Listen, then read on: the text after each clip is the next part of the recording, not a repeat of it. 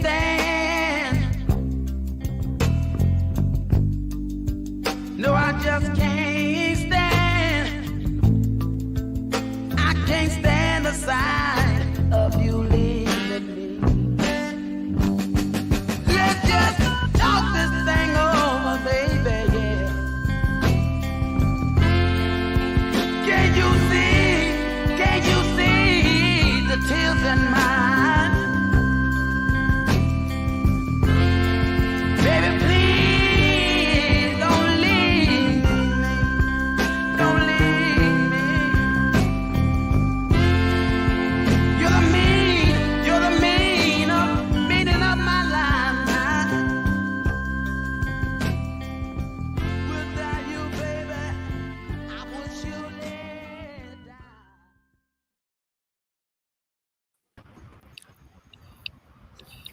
According to Oxfam, the world's 10 richest billionaires have collectively seen their wealth grow by 540 billion over the period of COVID-19.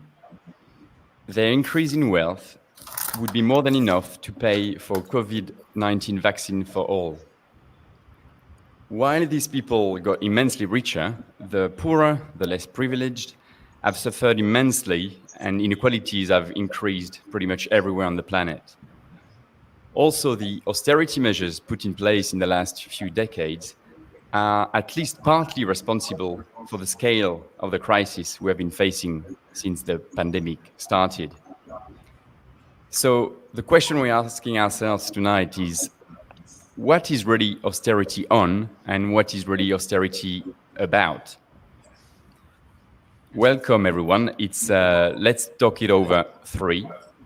And to discuss this and more, we have an amazing panel tonight. But before I introduce them, I wanted to quickly remind you to like the video, share it, and subscribe to our page. I do not like to have to say this over and over again, but it will help the show to grow. So thanks very much.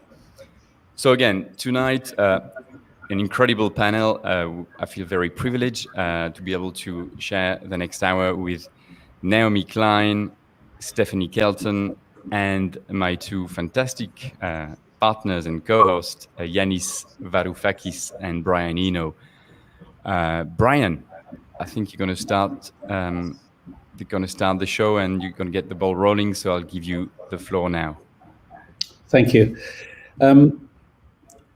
So despite the figures that you cited showing the huge increase of wealth for a small number of people, I'm still hopeful that COVID will prove to be a different kind of turning point. There's a book I've been reading for the last couple of years, which I don't think has had much take-up, but I think is a very interesting book called The Great Leveler by Walter Scheidel. And the thesis of that book is that inequality is only ever corrected by violence, effectively. There's a sort of a strange echo, John. Can you hear that? It's slightly disturbing. Okay, well, I'll just be disturbed. Can anyone else hear? I can hear my voice echoing. Ah, yes, there it is. Anyway, the thesis of the book is that inequality will tend to rise because the powerful are in a position to take more and more for themselves and will do so. But the only times it stops rising decisively is either when there's a war or a plague or a state collapses. So in those cases, suddenly the tables can turn. For instance, after the Black Death, because so many people died, labor became much more expensive. And for the first time in English history, laborers had some bargaining power. Now, we haven't had a plague exactly, not as bad as that one anyway, but I still think that it's possible that we will experience a different kind of leveling. And the form that that will take, I think, is possibly the end of magical thinking. Now, magical thinking is what I call the phase of postmodern politics that we've seen for the last 20 years or so, since about the Iraq War, since the neocon era, basically, there's been an assumption that you could create politics by wanting it hard enough and saying it over and over again. There's a new book by Benjamin Bratton, which is due out in a couple of months, in which he says that the subtitle of the book is, the title is Revenge of the Real. And he says that the interesting effect of COVID is that it's shown that the kind of macho authoritarian, I say it so it will be true, thinking didn't work. All the countries that suffered worst, including mine, were led by those kinds of leaders who thought that by the sheer power of their will, the strength of their will, they could create reality. Well, it turned out that they couldn't. So this brings us to the question of what effects we can have on societies and what effects we can't control, which brings us nicely to austerity, I think. I think we are also going to see a revolution in economics. It's a one that started or became conspicuous, I should say, in 2008 when there was the crash, when it suddenly became clear that history hadn't ended as it had been predicted to do, and that it was still alive and well and guaranteed to surprise us. And of course, from that point on, people started asking serious questions about capitalism. Even capitalists started asking those kinds of questions. And a few paradoxes or incomprehensible things started to appear, like for the last 10 years or so, we've been suffering versions of austerity until suddenly when COVID comes along, there are vast amounts of money available. So we had been told in the English newspapers over and over again by the Tories, as they laughed at Jeremy Corbyn, there's no such thing as a money tree. We can't just make money. Well, it turns out you can just make money. And everybody's been doing it very happily. Trillions and trillions of money.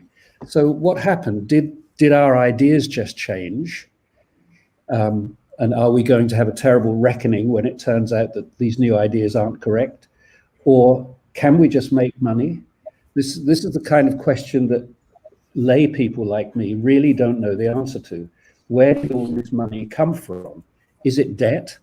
And if it's debt, who owes it? Who is going to be responsible for paying it? Which generation of the future is going to be responsible for it? Are we borrowing from the future or are we not? I don't know the answer to that. What's the effect of this in the long term?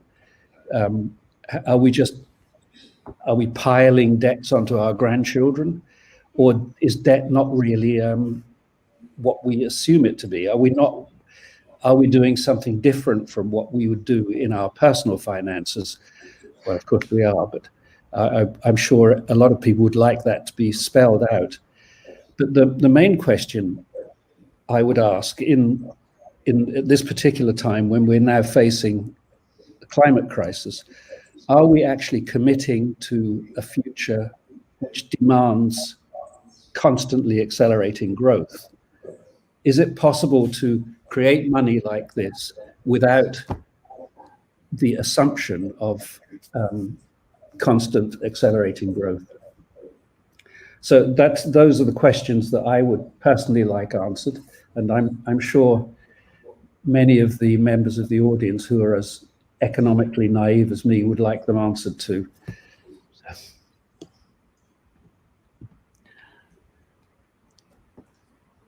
Okay, I suppose that's my cue, Brian. Sorry, I should have said that. Yes, sorry, Yanis. Well, good evening, everyone who's watching. It's indeed a great pleasure to be together with Naomi and with Stephanie, even if it is yet another bloody Zoom. But nevertheless, it's better to be together in a Zoom than not to be together at all. And it is wonderful that I'm not the only economist on the panel, and that I do not have to answer Brian's questions, because I can see Stephanie is eager to get stuck into these questions. And Stephanie, I'm going to let you answer these questions, because you will do a fantastic, much better job than me. So because somebody else is going to be answering these economic key questions, allow me to start with a story that Karl Marx scribbled in the margins of his Grundrisse, which was never published until 1939. He tells the story of a certain Mr. Peel. I don't know whether the rest of you remember that story. A certain Mr. Peel, who was in the 1840s an English businessman who could sense that a massive financial crisis was about to hit in early English capitalism, as it did hit in the late 1840s. So he decided to cash in his shares and buy 3 ships, like 3 or 4 ships, load them up with seeds, food, equipment, everything, including 300 workers, men, women, and children, his family, and they sailed off to Western Australia, where he was going to build his own utopian capitalist world. He would be, the capitalist ruler of Western Australia. And he managed to get to Western Australia, to disembark, to set up shop, to start to build buildings and so on. But within a few months, suddenly he was left alone. Suddenly the workers disappeared. Suddenly the fact that he had 50,000 pounds, that's how much he took with him, meant absolutely nothing, because the workers simply walked off. There was plenty of fertile land, and they went into business for themselves. And Marx's cynical line was that Mr. Peel, though he took with him money, equipment, and the workforce, could not take capitalism with him. Now, why am I recounting this story? Because when we try to understand why are the powerful so enamored of austerity, why do they hate public debt so much? They don't care about private debt. Okay, I think that's the answer, because we must not think of debt and public spending as simply numbers on a spreadsheet. There may be numbers on a spreadsheet, but for Mr. Peel, the experience was a reminder of the fact that his power did not come from the money. It came from the fact that the workers in England didn't have an alternative. And in Western Australia, they had an alternative. And that's the nightmare of the powerful, that the weak are going to have alternatives. So when they hear about, universal basic incomes and, job creation schemes and job guarantee schemes and, money that goes to public education, public health, public this, public that, they think, my God, Mr. Peel's nightmare is going to become our nightmare. And of course, when you ask them, they will talk about public debt and indebting the future generations and inflation and so on. But in the final analysis, I think they're following the right instinct as powerful people, as oligarchs. They understand that using the money tree that Brian mentioned in order to empower the poor is seriously circumscribing their own power. And that's why they love austerity. Because of course, they love the state to spend money, but not on the little people, not on the poor people. All this becomes presented as a commonsensical ideology of austerity. Now, just a few words for our audience. What exactly do we mean by austerity? Austerity is a policy of cutting government spending in order to reduce the budget deficit so as not to allow the public debt to accumulate, and even to run a budget surplus so as to shrink the debt. That's what austerity, tightening the belt in order to shrink the debt or to shrink the rate of increase, of growth of debt. Now, of course, we all know, or we should know, that there is a basic motivated error in this idea, and that is because they're using the wrong allegory. For you and me, if we don't spend money on shoes tomorrow or on going to the theater after the pandemic ends, okay, that money is saved. But for the government, that is not the case, because the government does not have the luxury of the independence between its income and its expenditure. You and I, we have this independence. When we don't spend money, the money is left in our pocket or bank account. But when the government is reducing public spending at the time when the private sector is not spending, or is reducing its private spending, then the sum of public and private expenditure shrinks, and that's total income. In other words, society's income shrinks, the government tax base shrinks. So that's why it's a bad idea. Austerity doesn't work. We know it has never worked, it never will work, but it doesn't matter, because this allegory is functional to the interests of the strong, who fear that their fate is going to be that of Mr. Peel. So, in a sense, it's a class war, and it's a war against the environment. That's what austerity is, because, let's face it, capitalism and the profit motive, the motive of capital accumulation in the leftist language, can never value clean air when clean air doesn't have a price. It's priceless, it can never be valued, and therefore it has to be the result of public expenditure, public investment, if we're going to save the planet. So austerity is a war on the lower classes and on the planet. It's really very simple. And it is a war which the Mr. Peels of the world are quite happy to wage so that they maintain the power on the many, in a way that Mr. Peel failed to do.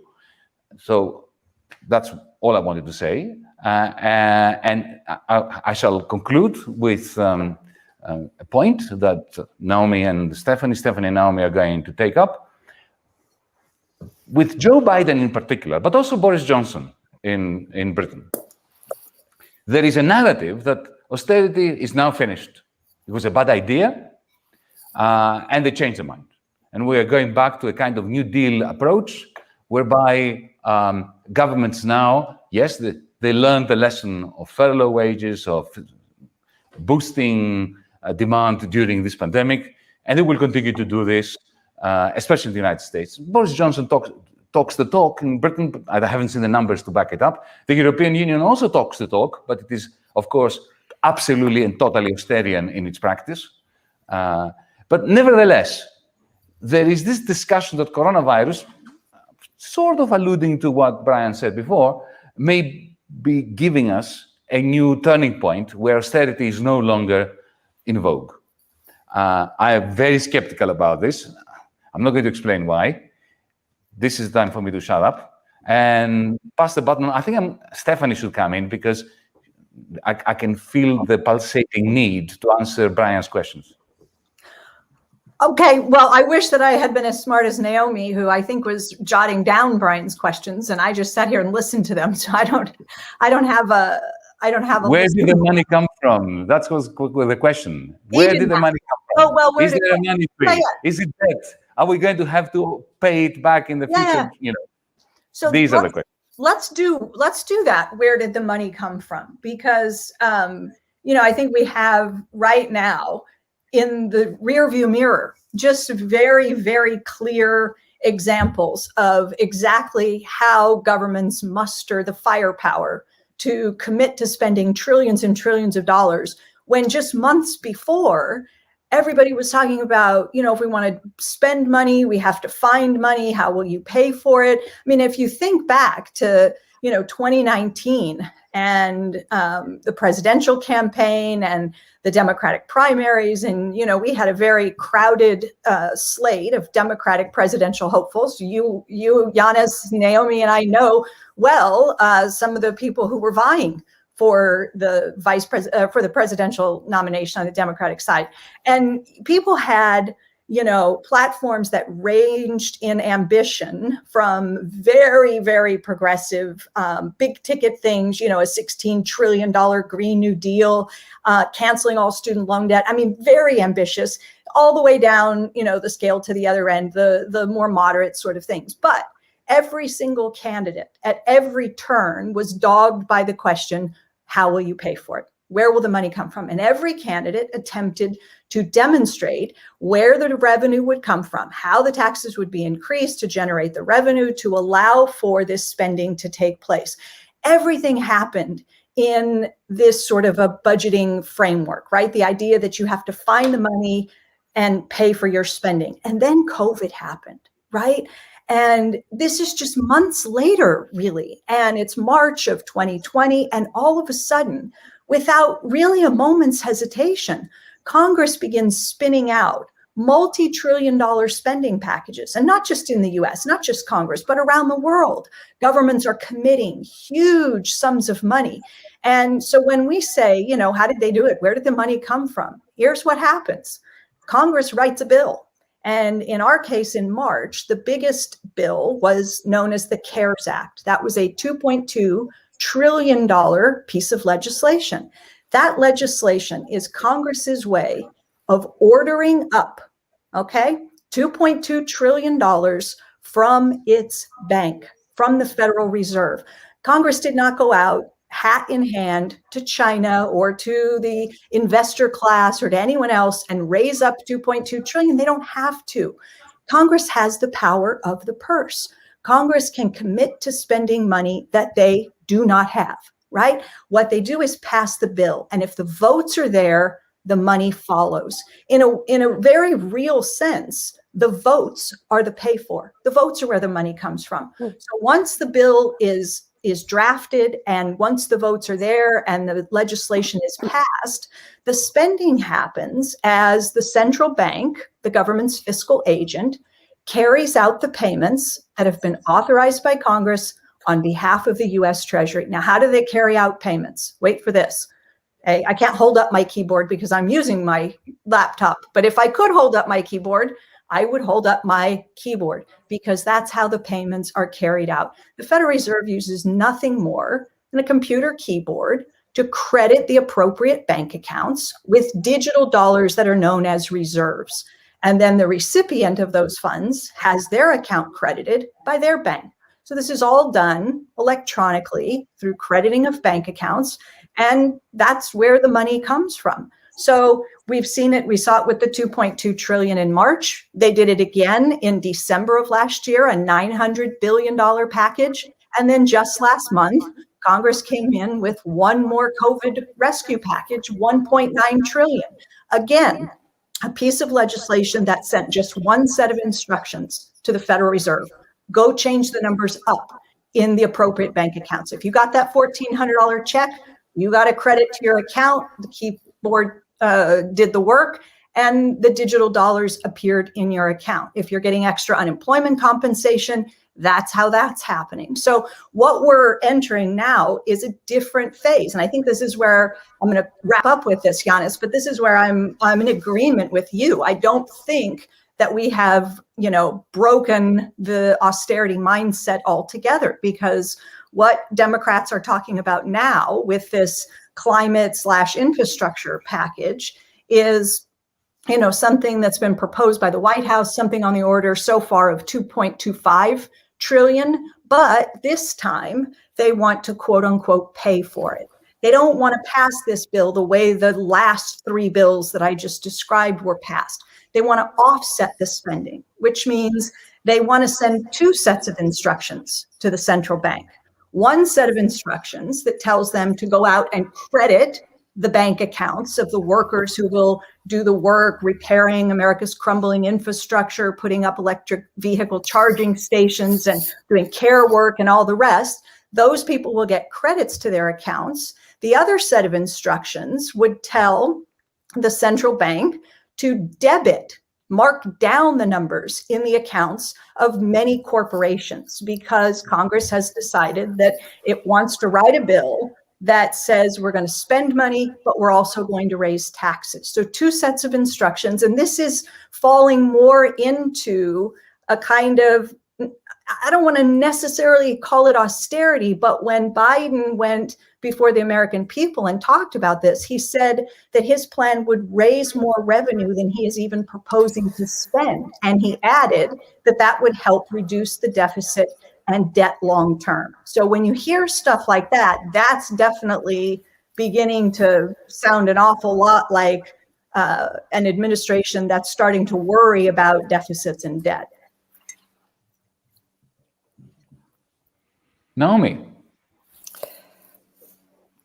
Yeah, I feel like Stephanie and I have had this debate a little bit where I just am like, I'm really in favor of raising taxes on corporations and the wealthy, and I get the, and I think you are too. Like in theory, we want to do it not because we need it to pay for this, but because we have absolutely untenable levels of inequality. And we need redistributive policies because inequality of the kind that we have is a moral hazard. It's epically dangerous that we have a billionaire class with so much excess capital that they're able to not only buy off our political class, but build multiple escape routes, including literally their planet Bs, right? The slogan of the climate justice movement is there is no planet B, but Jeff Bezos and Elon Musk beg to differ because they're building rocket ships to go there to escape the mess they've made. And I think that's it's a moral hazard for the wealthy to not have to live in the mess that they create. The rockets to Mars are an extreme expression of this, but I think we're seeing the retreat of the wealthy into sort of gated castles of various kinds in extreme forms throughout the pandemic, right? And I think the sort of stay-at-home orders have really accelerated that process where it's like, the home has the classroom, the home has the boardroom, the home has everything that you need, and anything that you don't have can be delivered by drone or through some no-touch technology and so on. So I'm interested, Stephanie, that you feel that the tax increase is the tell that we are going to face austerity, because my fear is that if we don't have the tax increase, that it increases our chances of a couple years down the road being told, oh, we've driven up the deficit so much that now we can't do anything more. And we know that even though 2.25 is a staggering sum, it's also not enough. If we want to have climate action on this at the speed and scale that we actually need to prevent catastrophic warming, it's about a third of the size of the spending that we need. So I'm worried that if we don't increase taxes and increase revenue, that it accelerates the point at which we get told, sorry, coffers are empty, we can't do anything. But tell me why I'm wrong, Stephanie, because... All right. So here's the thing. I think that almost no one any longer believes the coffers are bare, the deficits of the past constrain the spending capacity of the future. We were told that with the Obama deficits. We need a Simpson-Bowles commission. We have to have austerity. We're not going to be able to survive. My God, the deficit. So we got austerity. And we got the pivot to austerity. We got Trump. Trump comes in and he wants to do these huge tax cuts. And people like Larry Summers, right, who was Treasury Secretary under President Clinton. He was Obama's senior economic advisor, head of the National Economic Council. Larry goes ballistic. Larry hates the idea of the Republican tax cuts. He does one of his interventions. He goes all over the media. In November of 2017, Larry's all over the place. And he's saying, if the Republicans pass these tax cuts, these are his words, we will be living on a shoestring for decades to come because of the increase in the deficits. We will be living on a shoestring for decades to come. Republicans passed the tax cuts the following month. Deficits increase. CBO says by 1.9 trillion over 10 years. We have a huge increase in the deficit. What happens? Growth picks up a little bit. Unemployment goes down a little bit. Inequality widens. Inflation stays low, coronavirus comes, and we're spending trillions and trillions of dollars. So what I'm saying first is, I think everyone can now see that, the government doesn't have to keep its powder dry. We don't have to run small deficits or anything like that in order to be able to afford to do things in the future. Now, the bigger point for me, Naomi, is this, and I did a thread yesterday because I get really agitated about where I think this administration is going right now and the mistakes I see them making. So here's what we have. The Biden administration says 2.25. That's what they come out with. And they want to pay for every penny of it, mostly through increased taxes on corporations. They want to take the corporate income tax rate from 21% back up to 28%, right? Republicans dropped it from 35% to 21. Democrats want to go from 21 to 28. Well, Biden does. But already a number of Democrats are saying no. They're pushing back. They don't want to go to 28. They're buying into this. We'll lose competitiveness and all that sort of stuff. Maybe we'll go to 25. Now, as soon as you do that, you've given up some revenue. So then what do? Do you then scale down the ambition of your spending package because you've lost some revenue? So you say, well, we can only do a smaller package now. Do you start fighting over different taxes to increase? Do you really think that in this Senate that we have today, that you have 50 Democrats who will vote for a slew of tax increases? I guarantee you there is not support for a wealth tax. Forget about it. It's impossible. What about all the rest of the things that you might imagine that Democrats could do? That you're going to have a hell of a fight. I'm seriously concerned that the votes aren't there. Yeah. If the votes are there, terrific. Go for it. No, they're not there. Joe Manchin's not going to vote for a tax increase. Yeah. So here's the thing that I said in this thread. I said, if the votes are there, great. Go knock yourselves out. Push taxes up. Do your offsets and play the pay for game. Go do it. But what if the votes aren't there? I want to know that there's a plan B. And so I suggested a plan B yesterday. The IRS commissioner testified yesterday before, I think, the Senate Finance Committee, Senator Wyden's committee. The IRS commissioner comes in and he sits down and he says, if we had enough funding to enforce the tax laws that are already on the books, we could get an extra $1 trillion a year. That's 10 trillion over 10 years, which, by the way, is the same number that people like Ed Markey and AOC are saying we should be spending 10 trillion, not 2.25. So Kelton comes on and does a big Twitter thread and says, hey, has anybody noticed that there's 10 trillion in low-hanging fruit here? You don't even have to vote to raise a single tax. Give the IRS the resources they need. Let them go out and generate you 10 trillion and go for the much bigger package. So that's where I am.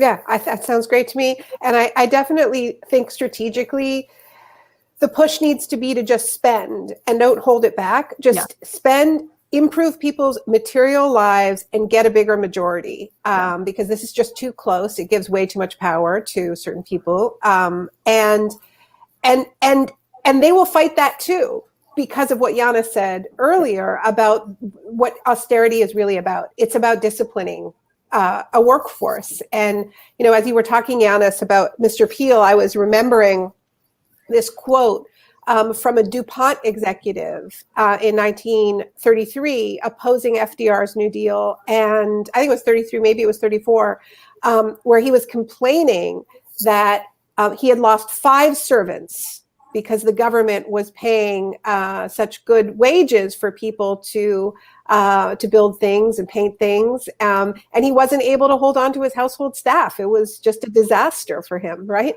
And I think if we think about that as a microcosm for what Silicon Valley is really going to be worried about, and then think about the recent union drive at an Amazon warehouse that failed, but it failed in a context where there was no competition. If you listen to workers in Bessemer who voted against the union, it's like, look, this is an abusive job. It's punishing on the body, but it pays $15 an hour and it has some benefits, and they're the only ones offering it, right?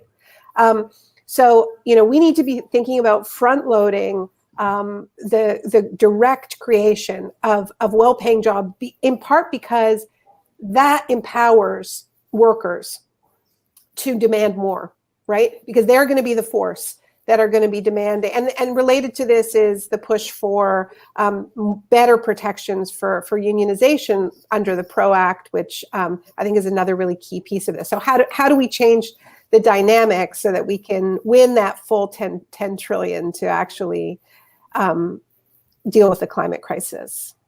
Yeah, just earlier today, I read that on this very day, a number of Republicans in the Senate are introducing a bill to establish one of these fiscal responsibility commissions, like a Simpson-Bowles 2.0, and they want they want to assemble a bipartisan commission and charge them with the mandate of working together on a plan to balance the budget. So when you say they're going to fight back and make sure that money is not spent on poor people, on improving the lives materially of people and dealing with climate, this is all part of the way that they're attempting to lay the foundation for that. Now, I hope that they won't find a single Democrat to sign on, to that legislation. But, you got a number of these people who for many years have flexed their, fiscal hawkery bona fides and viewed themselves as, hawkish on the budget and so forth. So I get worried about, a number of Democratic senators who might align with these Republicans around the establishment of a commission like this, which would just undermine completely the progressive agenda. And I think we need to be really clear that whether we're talking about the U.S. or we're talking about the U.K. or certainly I'm in Canada right now, austerity, a lot of it plays out not at the federal level, right? I mean, it's about cities, it's about provinces and states, and this is what's determining education budgets, and we're already starting to hear the first cries of, look, we lost our tax base, we can't afford public transit, we can't afford to pay for education. And Brian, I really want to come back to your question around what about growth? Because I think we haven't tackled that. And I think that is the elephant in the room. And it's actually weirdly possible that we could spend trillions of dollars building out green infrastructure and increase carbon emissions. Because if we aren't dealing with consumption, it's possible to have a green carbon boom, as contradictory as that is. So what we need to be doing is investing in low carbon sectors. We need to be looking at what actually improves quality of life, and investing in access to nature, recreation, giving people shorter work weeks. Really investing in well-being and the care economy, and moving away from endless consumption, fighting for the right to repair, and dealing with the mentality that we can just shift from fossil fuel extraction to green energy and live exactly how we're living. As Arundhati Roy says, middle-class environmentalists ask the question, how do we change without changing? And the answer is, we don't. We actually have to change how we live. And so I think that's a really, really key question. And yeah, I also think that whether we're dealing with a revenge of the real is another important question, because I think in some ways we are, and in another way we're dealing with a retreat into screens. And this brings up my other austerity fear, which is what the agenda is of Silicon Valley and all this. Because what I worry about is cities going broke, and then smart cities coming in as the fix. And I'll give an example from Toronto, where Google tried to they tried to use Toronto as this laboratory for the smart city idea. So they tried to do this thing called Google has this division called Sidewalk Labs, and they were going to do Sidewalk Toronto. Basically, their pitch was to the Toronto City Council: you can't fix the potholes, you can't invest in green energy, you can't invest in public transit. We'll do it all. We'll build a beautiful emerald green city, but we're also going to put you all under the most intense surveillance and data extraction, that we see anywhere outside of China. And thankfully, Toronto fought back. And in the middle of the pandemic, and it was just a little, footnote to all the drama, Google pulled out of the Sidewalk Labs, canceled their Toronto contract. But the CEO of Sidewalk Labs, when they pulled out, said, we don't think we got off on the right foot with Toronto, but we see all kinds of post-pandemic opportunities. And what I read between the lines there is cities around the world are going to be dead broke, and we're going to come in and save the day. And we just have to have this on our radar in how we think about what the next phase of austerity looks like. It's trading our privacy for this kind of tech enclosure and privatization through the back door. One thing I would add on the growth issue is this.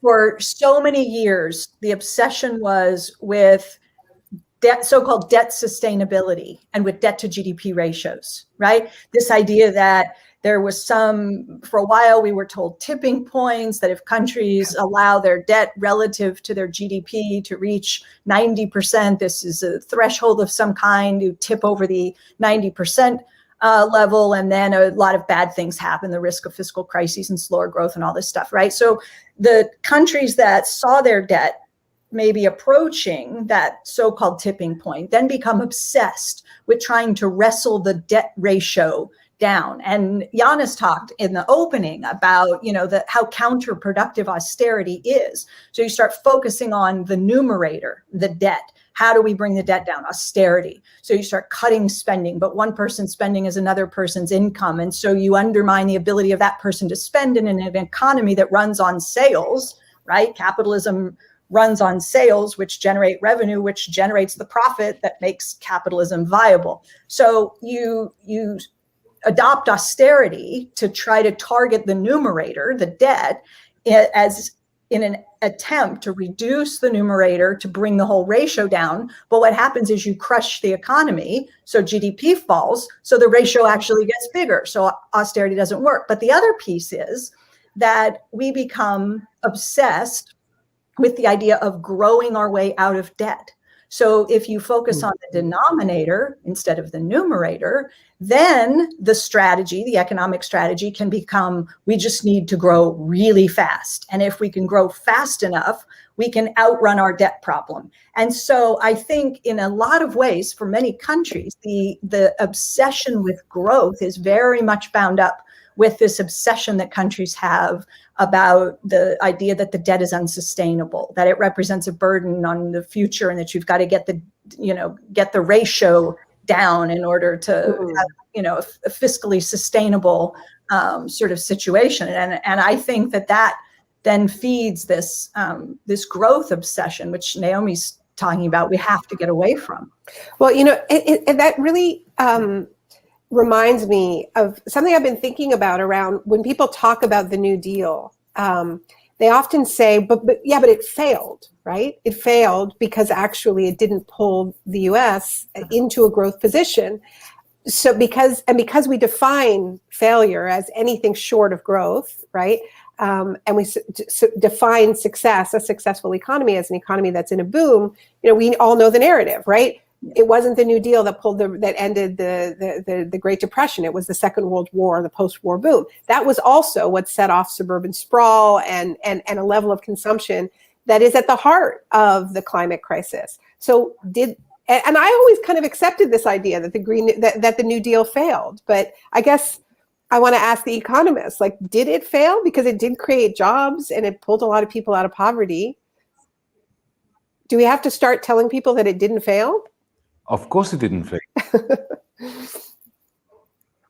No, I agree with Yanis. No, Well, I did not say that it failed at Talk all. to the descendants of the millions of people.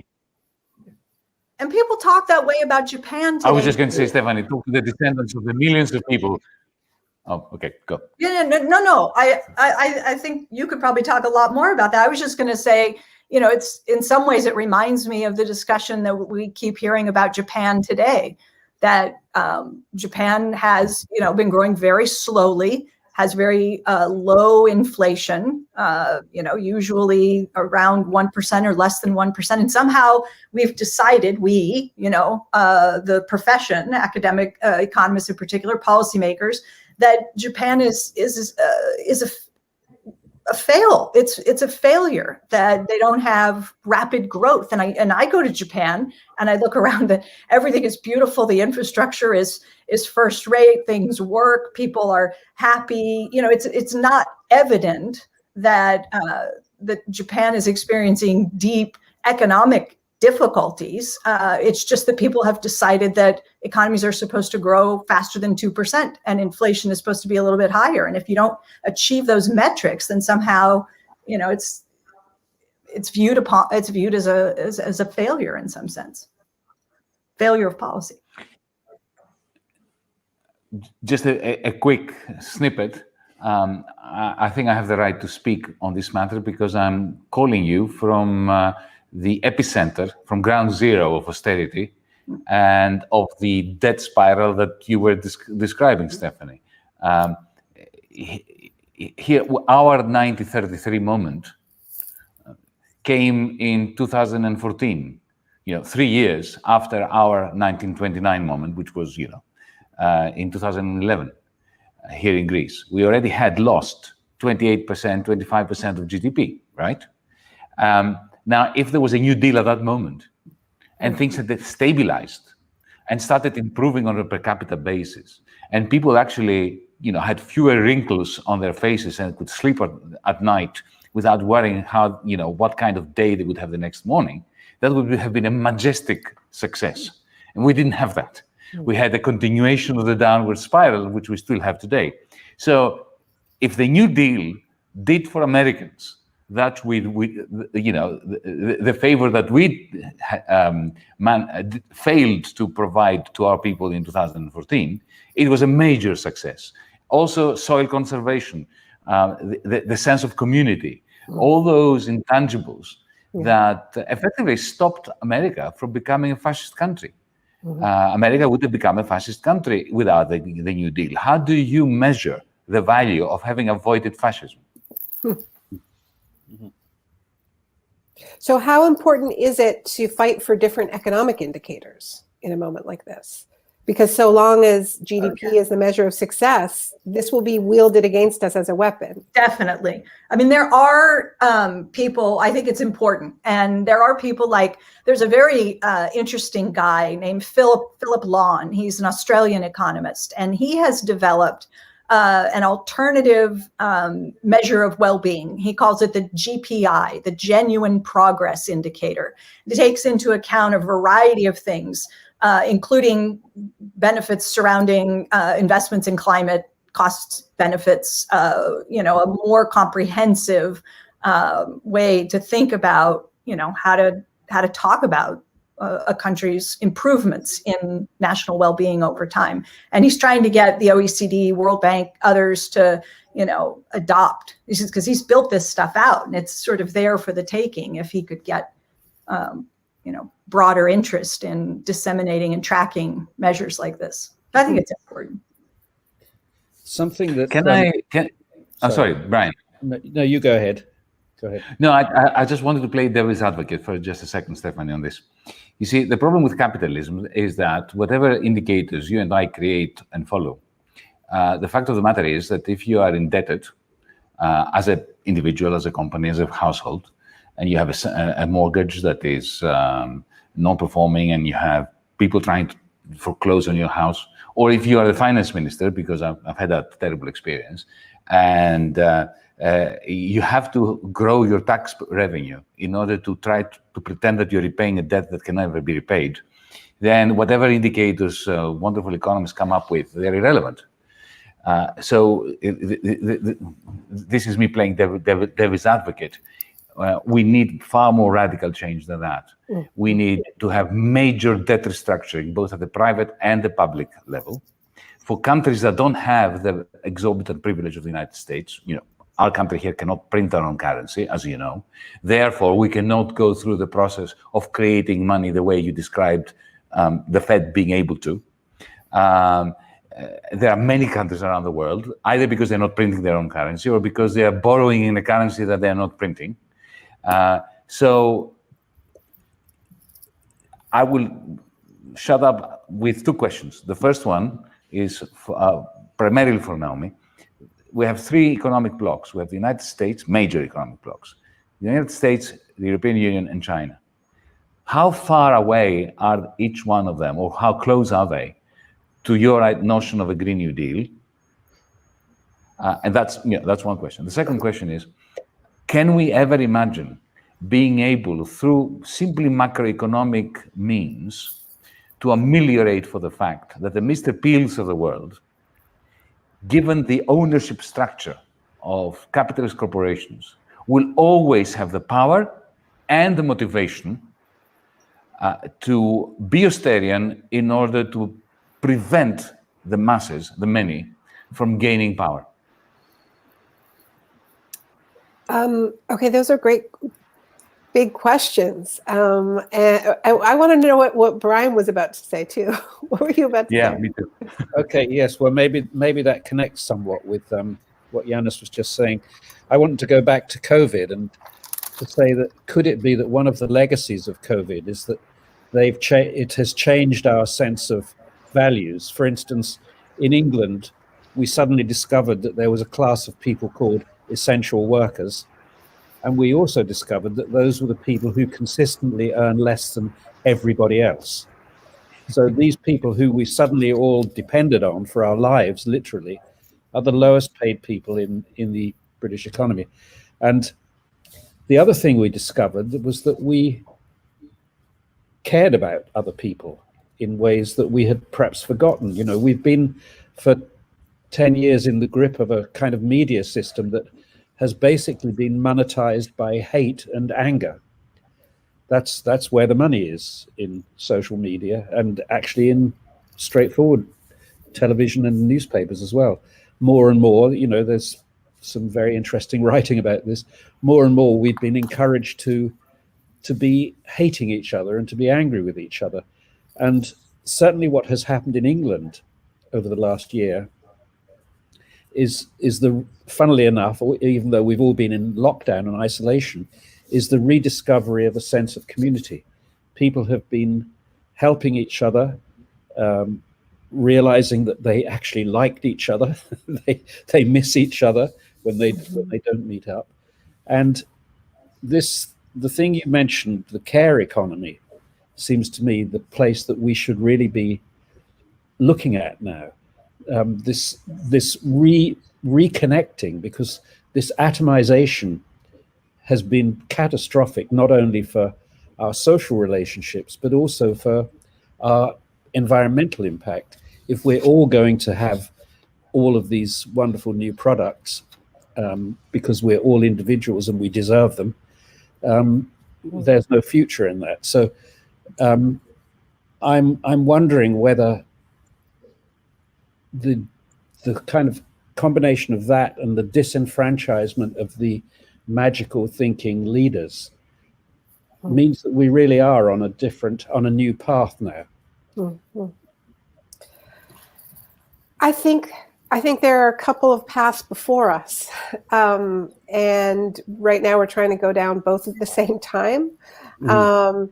And we have to choose. And I think that this should sort of inform what we prioritize. Because I agree entirely with you, Brian, that there is that this period has been a period of revelation of interconnection in lots of ways. And I don't think that I don't think it's a coincidence that we've also seen this huge racial justice uprising, and that it has been more multiracial than previous moments like this. Yeah. At the moment where we have felt our interdependencies more, and also how racialized those inequalities are of who those essential workers are and who is most unpaid and unvalued among them. And so I think as we move out of the lockdown period, and some of us are still very much in it, what do we prioritize? And I think that what we should prioritize are those projects that build on these revelations of community. Like, so just thinking about the New Deal, right? I think some of the programs of that era that would be most important to revive are the funding for the arts, funding for theater, funding for public mural projects, funding for like the Civilian Conservation Corps that built 800 state parks and enshrined the right to nature, and treated depression not just as an economic state, with all respect to the economists, but as a psychic and psychological state. And so we need to invest in the things that pull people literally out of depression, right? But also things we do together so that we continue to build on this experience of, we actually like each other, we want to spend time with each other.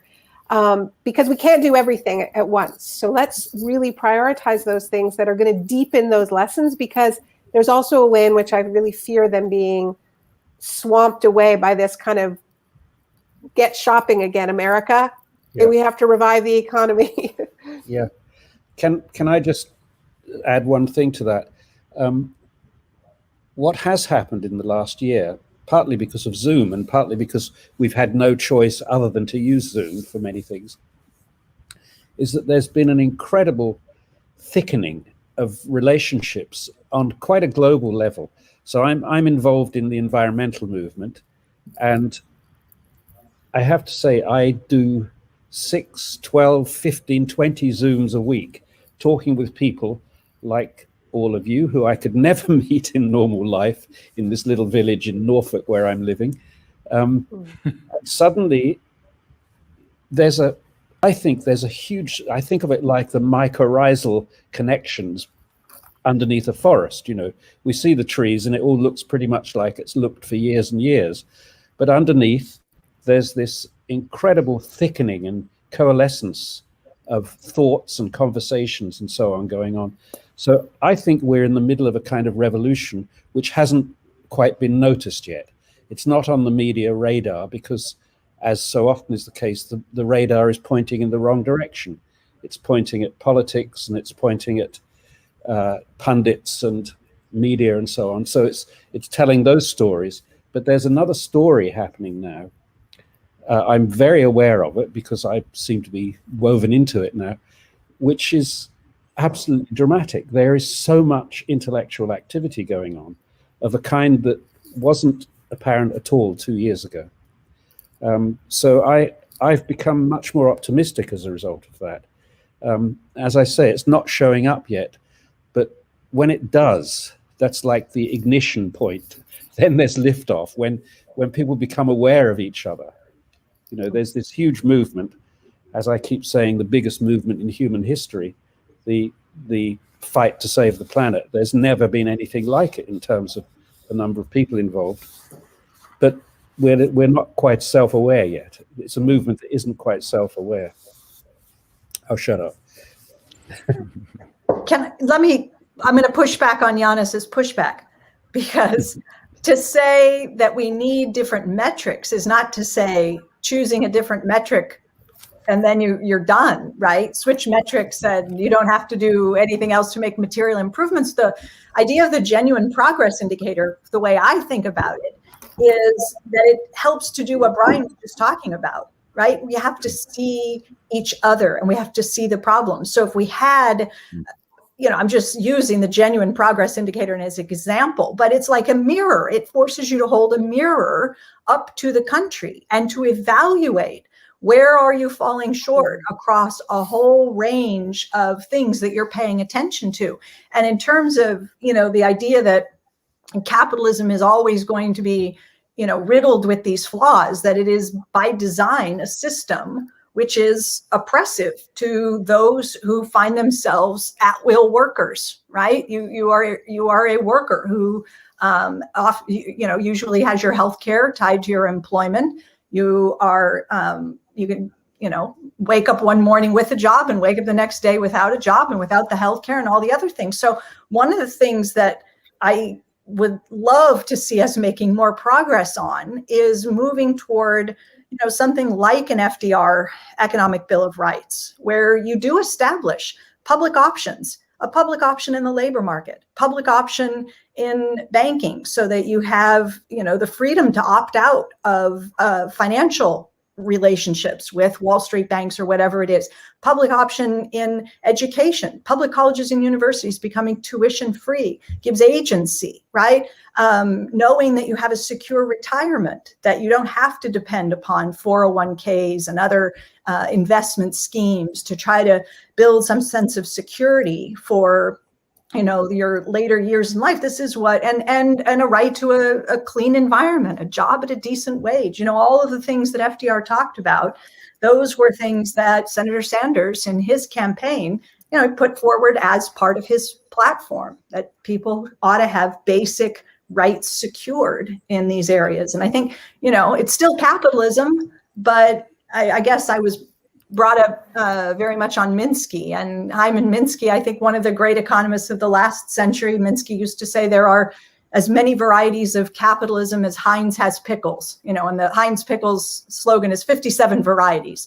So you have the kinds of capitalism that failed badly leading up to the Great Depression, the kind of capitalism that FDR helped to build that, produced better outcomes for millions of people, rising incomes and better economic conditions and better labor conditions and so forth. And then as we whittle those away over the years, from Reagan especially on, then finance capitalism and a harsher version. And so I think there are just ways to introduce safeguards, various protections for people that get us to the kind of a world that I think we're all talking about trying to build. Except, Stephanie, that if you give a public option to the labor market, you're effectively allowing workers to do what Mr. Peel's workers did, and therefore collapse capitalism. I don't believe you can give a genuine public option, and I'm all for it, giving a genuine public option to workers in the labor market without actually collapsing the labor market. But that's why, my dogma, if you want, because we don't have time to discuss it, is that you can't really get rid of austerity until you get rid of tradable shares. But that's another discussion, I'm sure. Part two. Can I interrupt just for 1 sec? I know Naomi's got to go. So we just want, I would just Okay, you guys figure this out. I'm just going to put in a word for eco-socialism and tell you all that I love talking with you. And I look forward to much, much more. And I love that image of yours, Brian, of we're the network under the trees. I love that. I love that. We call it the understory. Beautiful. Okay. Thank you. Thanks, Naomi. Thank you, Naomi. Good to see you, Naomi. I also Frank, wanted to add, do you want to wrap it up? I mean, obviously we could go on for another 2 hours, but it's been an incredibly interesting and dense chat we've had. I want to apologize to people that have actually asked a lot of questions on the chat, but we won't have time to answer all of your questions. I wanted to thank you, Stephanie, for taking part and enlightening us on economics and many other things. I mean, I had one question, which was more a comment, actually. Someone wrote, everything you say is right, but unless we can organize into a powerful mass movement, will it mean anything? Are we not bored of being merely correct? And that's, I guess, a key question that we won't have to answer tonight, but Brian touched upon it. We obviously need to, educate, mobilize, organize. So I don't know if Yanis, Brian, you want to say a quick word to wrap it up, but I will just reiterate quickly that it is happening. I think there is a coalescence going on, and it's happening very, very fast. And it will suddenly become apparent, and we'll suddenly look around and think, Jesus, the world is a completely different place from what I imagined. We're used to thinking of ourselves as the outsiders, as the people who are sort of the resistance to this huge system that is eternal, that is strong and has lobbyists and lots of money. And we're the outsiders kind of chinking away at it. But I think what we're soon going to do is look around and realize that actually they're the minority. We are a vast majority, and we're actually comparatively well organized. So I think it will be a little bit like what happened at the end of the Soviet Union, where the system collapsed and everybody just got on with life. They were ready for it. People had actually prepared themselves for it. They had got in place all their workarounds, and the system didn't actually do much any longer. So I hope that that's where we're going. Stephanie is probably Stephanie must have the last word, but let me just say quickly regarding organizing. We are organizing. Stephanie is part of a movement in the United States. Bernie Sanders, AOC, and so on elected Joe Biden when Bernie was effectively blocked yet again. In Europe, we have DiEM25. Across the world, we are all, and Naomi is part of the Progressive International. We're together in this. So we are organizing. This is not idle talk. It is essential talk, because you cannot organize unless you also organize your thoughts around the campaigns and the actions that are necessary. Stephanie. No, I would just say thank you to all of you for the opportunity to join you. And yes, I mean, I worked for Bernie. So I heard him say, if I heard it once, I heard it 1,000 times, change never comes from the top down. It always comes from the bottom up. And I think that's exactly what Brian is saying. That's what we all understand. And so I think, we're throwing our shoulders into these movements around the world and trying to be part of, accelerating that change that Brian thinks we're inevitably on the cusp of. And I hope you're right. So do I. Thank you so much, Stephanie. It's a really Thanks again, everyone. And thanks for everyone watching, of course. The next show will be on May 13th. So we'll send more info about this soon. Again, thanks a million, everyone. Bye-bye. Good night. And thanks to Johan who's been thanks, doing all the Johan. technical stuff. Good, Johan. Thanks.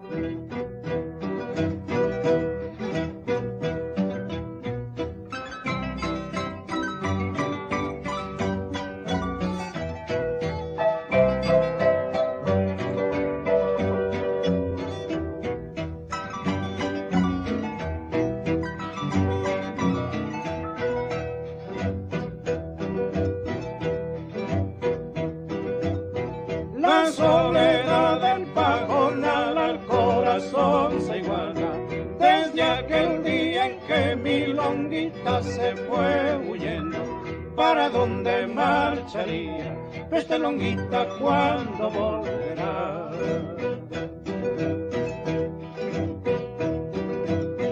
Han pasado ya 6 cosechas, en el campo solo hay rastrojo.